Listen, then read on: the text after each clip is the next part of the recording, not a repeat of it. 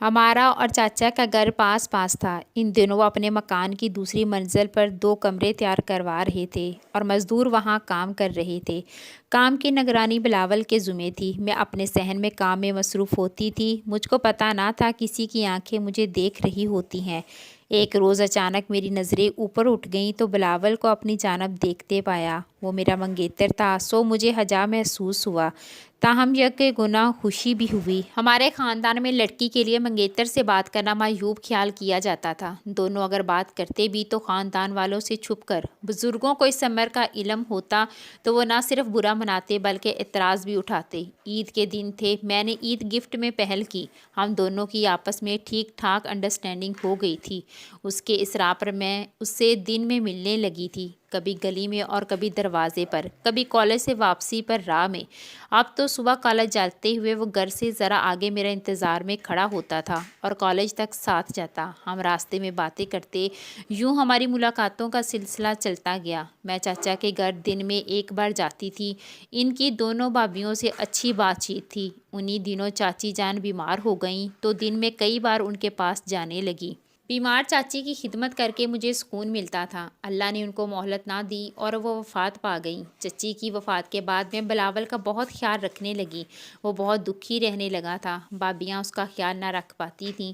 तभी वो मुझसे और ज़्यादा मायूस हो गया, जैसे मुझसे बातें करके उसका गम गलत होता हो। अब वो इसरार करने लगा कि मैं अपनी भाभी और बहनों को तुम्हारे घर भेजना चाहता हूँ और मैं जवाब देती कि अभी कुछ दिन ठहरो, रिश्ता तो पहले से तय है, अभी तुम बरसर रोज़गार नहीं हो। मैंने अम्मी को ये कहते सुना है कि जब तक बिलावल बरसर रोज़गार नहीं होगा मैं उसको शादी की तारीख नहीं दूंगी। सर्दियों का मौसम शुरू हो चुका था और छत पर हमारी मुलाकातों का सिलसिला जारी था। हम मुलाकात उस वक्त करते थे जब दोनों घरों के सहन की लाइटें बंद हो जाती थीं। उसके बाद हम छत पर आ जाते। मकान तो एक था, सिर्फ एक दीवार बीच में थी, लिहाजा छतें भी जुड़ी हुई थी। हमारी मुलाकातें पाकीज़ा माहौल में होती थीं क्योंकि मैं उसकी अमानत थी। हम सिर्फ बातें करते थे। मैं उसकी मुलाजमत के लिए दिन रात दुआएं मांगा करती। जल्द ही अल्लाह ने मेरी दुआएं सुन ली और वह बरसों रोज़गार हो गया। अम्मी बहुत खुश थी। उन्होंने मिठाई बांटी और कहा, शुक्र है, अब मैं राफिया की रुखसती जल्दी कर दूंगी। उस दिन मैं भी बहुत खुश थी और रात होने का बहुत बेचैनी से इंतज़ार कर रही थी कि जल्द रात हो, सहन की लाइट्स ऑफ हों और हम छत पर मुलाकात करने जाएं। मैंने आज ख़ास तौर पर मिठाई रखी थी कि बिलावल को खिलाऊंगी उसकी मुलाजमत की खुशी में। लेकिन वो रात हम दोनों के लिए आखिरी मुलाकात थी। उनकी नानी साहबा थोड़ी सी संकी थी। उन्होंने हमको बातें करते देख लिया और जाकर मेरे वालिद और चचा को बता दिया। अभी हम दोनों ने सिर्फ अपना हाल अहवाल ही किया था कि मेरे वालिद साहब दबे पांव ऊपर आ गए। बिलावल के मुंह से बस ये अल्फाज अदा हुए कि ताया आ गए और फ़ौरन अपने जीने की तरफ चला गया। मेरा दिल धक धक करने लगा कि अब मेरी खैर नहीं। वालिद साहब सर पर आ चुके थे। मुझे लगा वो मुझे बालों से पकड़ लेंगे। मैं बहुत ज़्यादा डर गई थी। पसीने से मेरा बुरा हाल था। वालिद साहब का चेहरा गुस्से से सुर्ख था। उन्होंने मुझे मारा नहीं, बस इसी कदर कहा, नीचे आओ, आइंदा मैं तुमको छत पर ना देखूं। उसके बाद मैं एक माह तक छत पर ना गई। वालिद साहब ने चचा से बिलावल की शिकायत भी कर दी थी कि ये मेरी लड़की से मुलाकातें करता है, बेहतर है कि तुम राफिया की रुखसती ले लो। चाचा जान गुस्से के बहुत ज़्यादा तेज़ थे। वो अब्बा जान से कहीं ज़्यादा जल्दबाज वाक़या हुए थे। उन्होंने जाकर बिलावल के मुंह पर थप्पड़ रसीद कर दिया कि शादी से पहले अपनी मंगेतर को ख़राब करना चाहता है।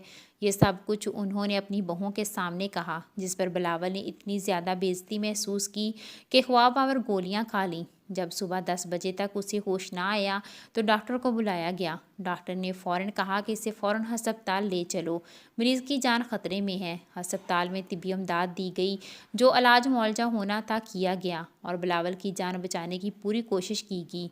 उसकी हालत ठीक होने में अरसा लगा, मगर नुकसान ये हुआ कि उसकी नई नई मुलाजमत लगी थी। जब वाक़या की इत्तला उसके दफ्तर पहुंची कि बिलावल ने खुदकुशी की कोशिश की है तो उसका अफसर बदज़न हो गया। उसने कहा उस लड़के का दिमागी तवाज़न नॉर्मल नहीं है, तभी उसने ऐसा कदम उठाया है।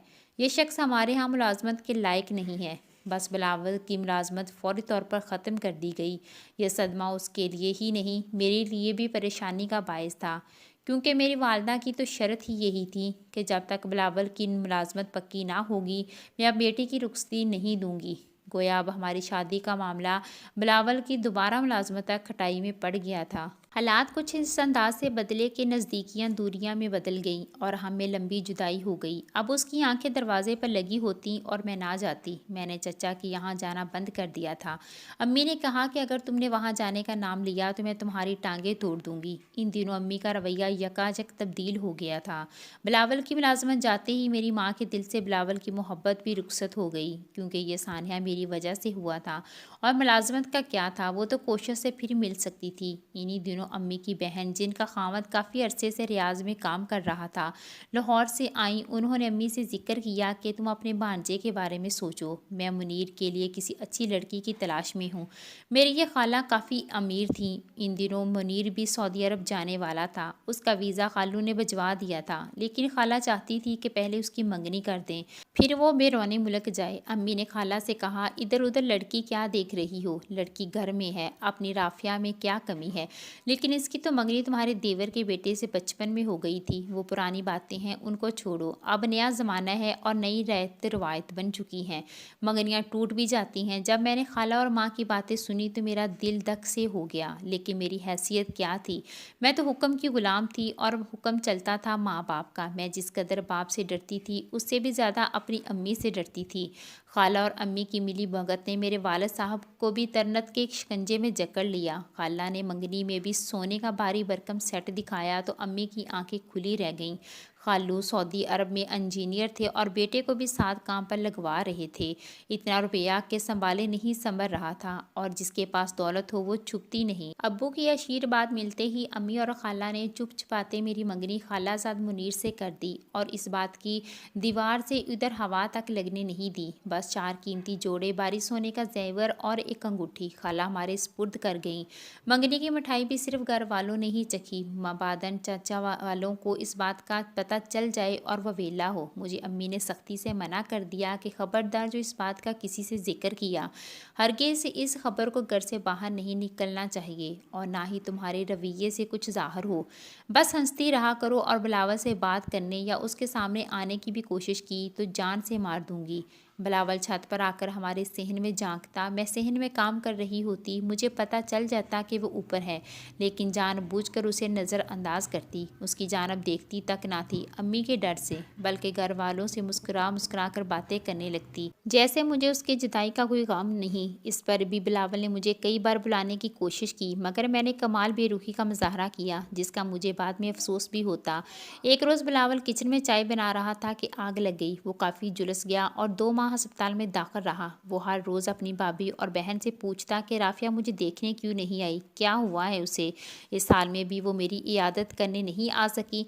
अब इसको कौन बताता कि राफिया की तो मंगनी हो चुकी है। जिस लड़की को वो अपना समझ रहा है वो पराई हो गई है। जब मैंने उसके जलने का सुना तो दिल गट सा गया। जी चाहा उठकर उसके पास जा पहुंचूं, लेकिन मैं मजबूर थी। कितनी मजबूर हूँ ये लिख नहीं सकती। हम लड़कियां भी क्या ज़िंदगी लेकर आती हैं।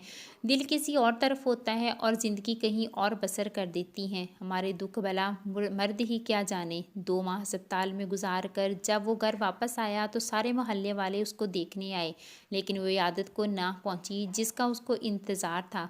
उसके दिल में फिर भी मेरे लिए नरम गोशा था। वो अब भी दरवाजे की तरफ नज़रें रखता था, और जब कुछ चलने के लायक हुआ तो छत पर कुर्सी डालकर बैठ जाता और इंतज़ार करता कि मैं ऊपर निगाह करूं। लेकिन मैं ऊपर ना देखती थी, क्योंकि मुझे डर था कि अगर मैंने एक बार भी ऊपर निगाह उठाई और उसको देख लिया तो फिर मैं खुद पर काबू ना रख सकूंगी।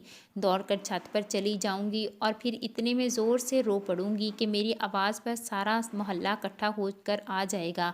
मैं ऊपर से खामोश थी, लेकिन दिल में एक तूफान बंद था। मोहब्बत का दुख अपनी जगह, ये दुख भी कम ना था कि बिलावल जो इतना हसीन था, अब उसके हाथ पांव झुलस कर बदनुमा हो चुके थे कि देखने से जुर्जरी आ जाती थी। शुक्र है उसका हसीन चेहरा झुलसने से बच गया था, मगर हाथ पर पैर देखने के लायक नहीं रहे थे। वो भी काम करने के काबिल ना था।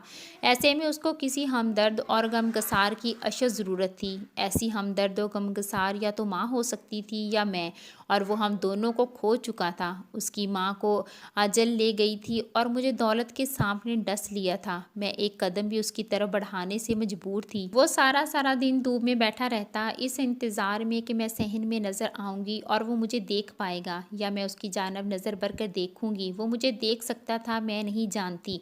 थी कि उसके दिल पर क्या गुजरती है। ताहम एक दिन उसने अपने जले हुए हाथ से कंकर उठाकर फेंका और एक खत भी उस कंकर पर लपेट दिया। उसने मुझे 4 दिन की मोहलत दी थी कि अगर मैं 4 दिन तक मुझे जवाब नहीं दिया तो मैं समझूंगा कि तुम मुझे भुला चुकी हो। ये 4 दिन जिस तरह मैंने काटे, लेकिन चौथे दिन मुझे अपने आप पर अफसोस हुआ कि शायद ज़िंदगी में कभी किसी बात का ना हुआ होगा।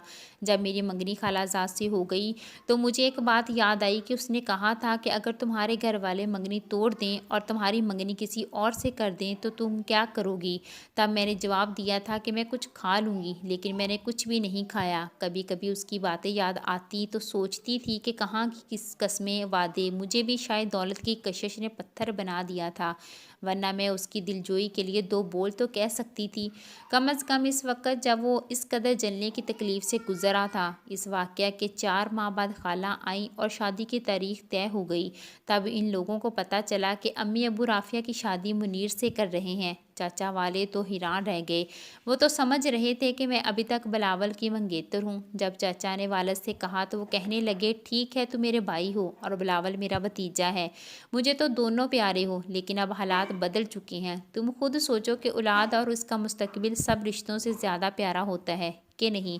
तुम्हारा बेटा जलने के बाद माजूर हो चुका है, शायद वो अपने हाथ पैरों से पहले जैसा काम ना कर सके। तब मेरी बेटी क्या करेगी? क्या वो उम्र भर मुझे बद्दुआएं ना देगी?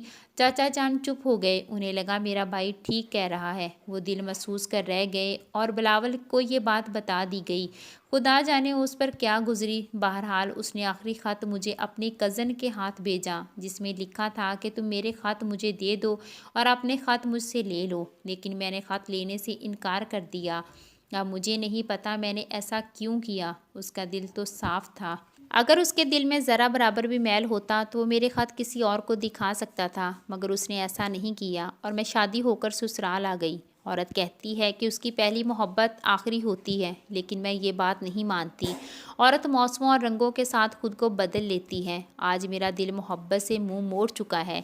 मुझे अपने खावंद मुनीर से ही सचमुच की मोहब्बत हुई है और मैं समझती हूँ कि शायद इतनी खुशी और सुख मुझे बिलावल कभी नहीं दे सकता था, जिस कदर अच्छी ज़िंदगी और सुख सुकून मुझे मेरे खावंद ने दिया है।